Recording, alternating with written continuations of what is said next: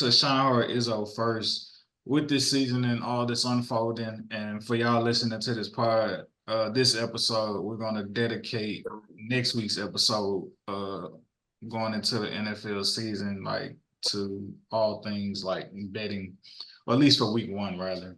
Uh, but Sean Izzo, what is a particular player or particular prop you anticipate being highly lucrative coming into this upcoming season?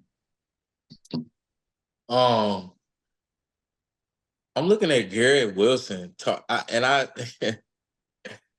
I'm running back Garrett Wilson from last year, um, of having a breakout season because, like I said, he still managed to crack 1,000 yards with Zachary Wilson and Trevor Siemian as his quarterbacks, which is absolutely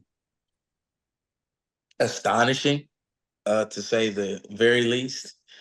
So I'm just looking for anything Garrett Wilson oriented in the realm of targets, catches, yards.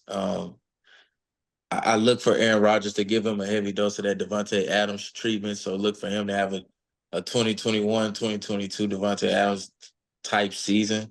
I don't think that's too far fetched. And another guy who I believe is going to catapult onto the scene this year. I think, bro, call me crazy. I know it's going to be a very run heavy offense, but as far as two rookies, I don't think one of these is going to be surprising. Marvin Harrison Jr. is going to have over 1,000 yards receiving this year. Kyler Murray will literally force feed him the ball. Um, great route runner, great route runner. But Lad McConkey, man, for the Chargers, I believe in this guy, bro. I don't know why, but very savvy route runner. Looks like he has some good hands. I think he will quickly become a go-to blanket for Justin Herbert because again, they don't have any receiver equity right now, any receivers that probably Justin really trusts that much. So two players to be on the lookout for, man. I think Lad McConkey and Garrett Wilson, which I don't think is going to be much of a secret either.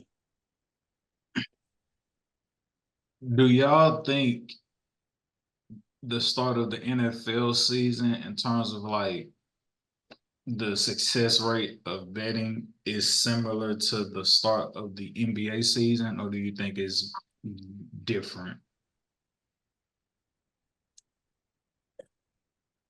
It's different, bro. Because it takes niggas a while to get it in football shape. And especially if you don't play a lot during the preseason, you can see the first couple games is kind of a little sluggish. And you don't really see people start to pick up pace really until week 3. Which will have been probably their last preseason game or first, you know what I mean? When you go by the numbers like that. So I don't think it's like basketball where motherfuckers come out the blocks blazing, they done played all summer. Like football is different, bro. You got to get in the football shape. You got to get a rhythm. You got to get a good team post. Now, a team can start out hot, but um, it's hard to gauge right now. But I don't think football kind of falls under that category.